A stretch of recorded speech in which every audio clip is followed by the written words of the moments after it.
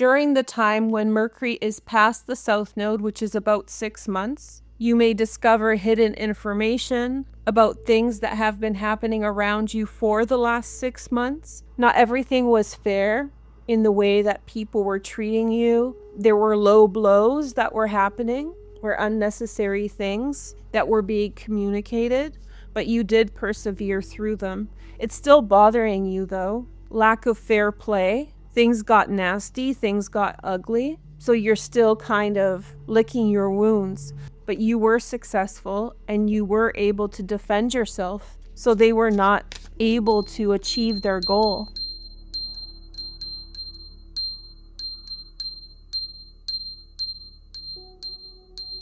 As the North Node enters into Aquarius more and more, we will be drawn into new ideas, connect with new people, try many new things, and be exposed to new technologies that are going to open up a world of possibilities for us. On the opposite side of the zodiac, the South Node will enter into Leo more and more, and with that we will feel an increased sense of detachment, feeling tired, a natural aversion to the things happening around us, wanting to pull back or feeling the ick. We may perceive that some of the demands that are placed on us are outlandish and unreasonable, and we may perceive insensitivity or disrespect from others more profoundly during this part of the transit. What I mean by that is, as people disrespect us or are insensitive to our needs,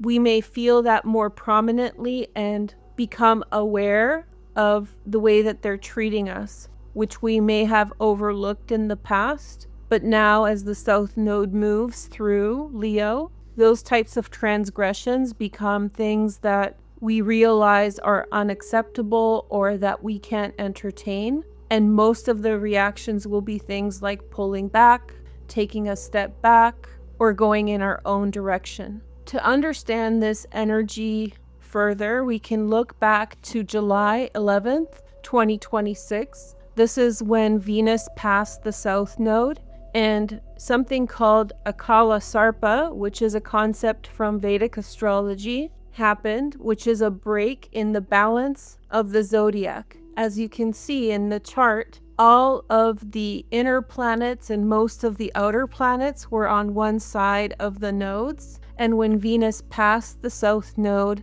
on July 11th, 2026, it broke that pattern.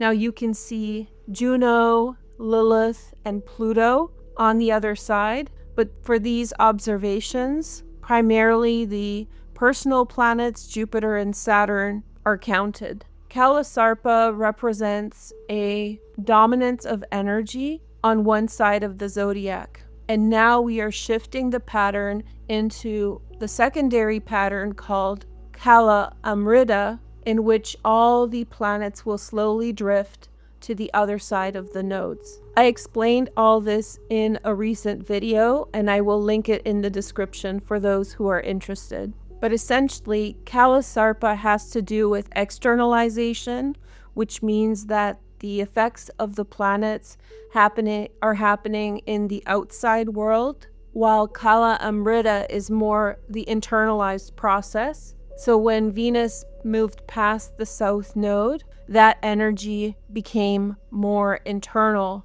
with its focus on what's happening within as opposed to what's happening around us. It became more private. These cycles take a long time to shift. By the mid-2030s, we will have a full Kala Amrita pattern with all the outer planets on the other side of the nodes, while by the end of the 2030s, we will have another Kala Sarpa external pattern, externalizing pattern. So it's going to take about 12 years before we see the energy or the frequency that we were just under, the energy that's unpacking now. This isn't a sudden change. It changes slowly, one at a time. And especially the personal planets, the moon and the sun, are going to transit both sides of the Kala. I'm not sure if that's the proper way to say it, at least a couple times a year.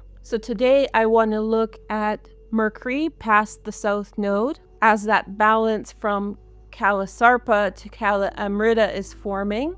And Mercury is very powerful in this position. So Mercury past the South Node on August 25th, 2026 is the transit of the introvert. So if you have a predisposition to be introverted, you're going to really like this. In Vedic astrology, this is very auspicious because it's a focus on the mind becoming inward oriented. Activities such as reading, research, technical analysis, coding, languages, and investigations become central here. During the time when Mercury is past the South Node, which is about 6 months, there's less social demand. You experience deep insights and experience deeper focus. When Mercury is past the South Node, you may discover hidden information about things that have been happening around you for the last 6 months. In the last 6 months, it's a great time to go back to something that you've always wanted to learn and study it.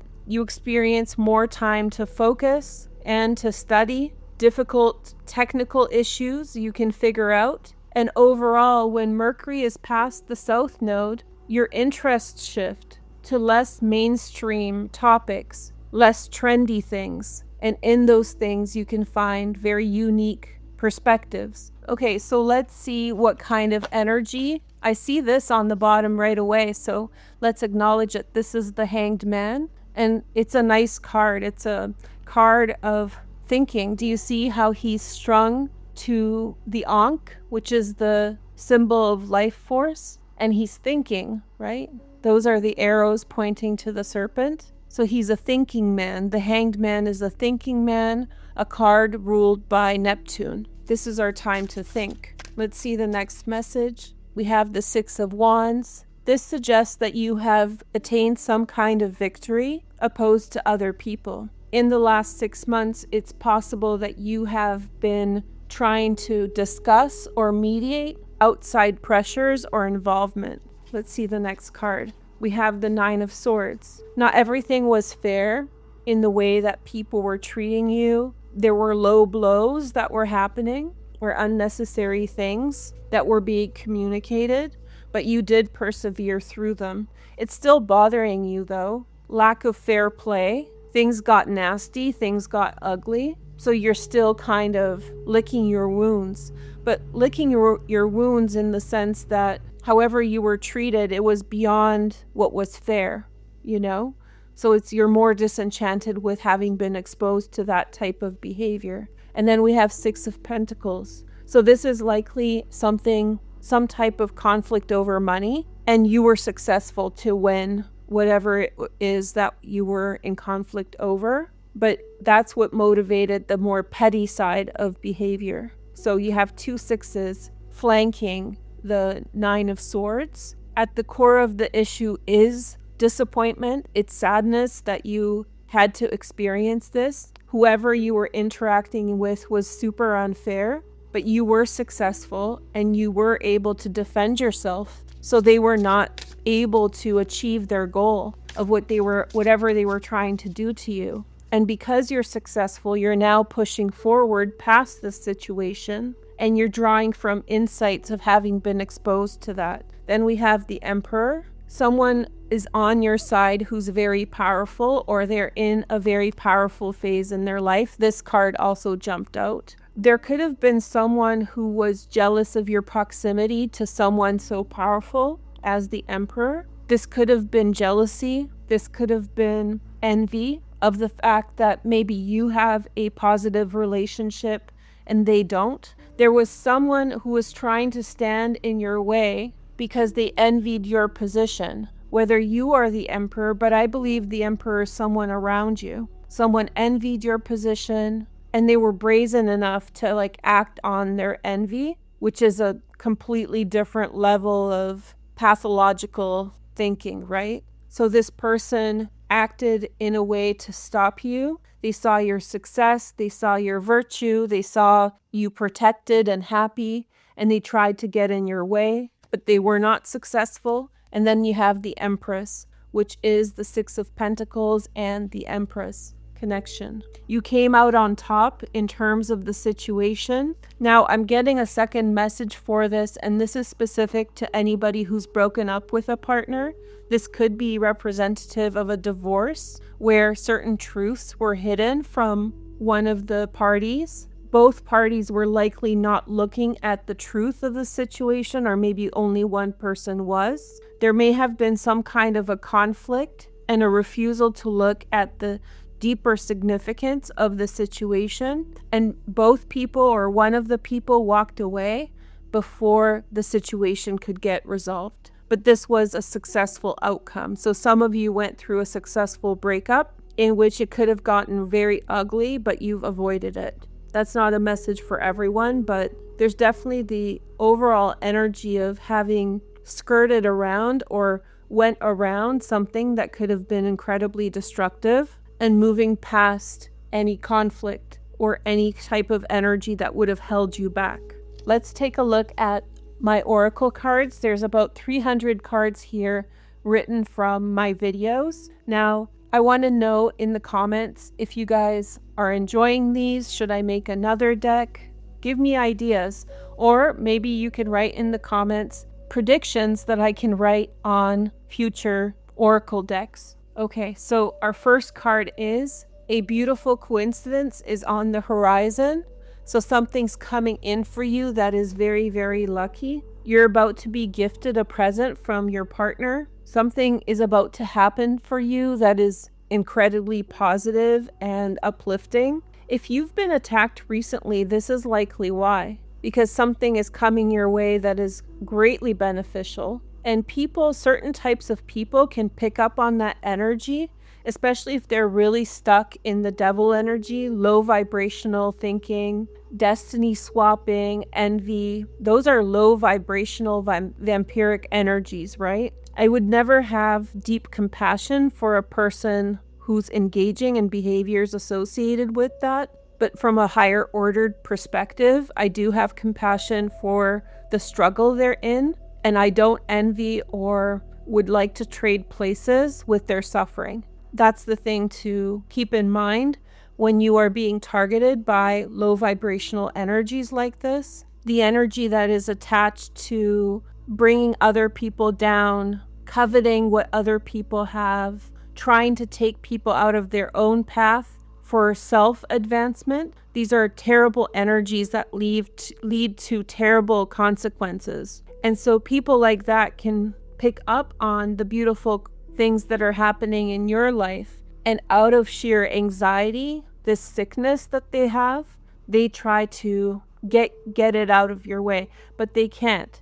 That's the thing. They can cause delays, but they can't stop the wonderful blessings that are coming for you. New life commitment. There's something that's emerging for you that's really great. There's a gift here, there's success, financial success is coming. They speak about God, but they are greedy. Unfortunately, in many religions, a lot of those low vibrational people hide. They're often covert narcissists, so they will present in godly ways or spiritual ways, but their actual motivation is sickly because it is a type of sickness. There's something for you that's beginning like a marriage, partnership, a very solid new beginning. And I think that you have someone who's very sickly, very, very sickly in those ways that the vampire energies that I described. And I don't mean cute vampires. I see this reader on YouTube and she has little fangs and she's like the most adorable person.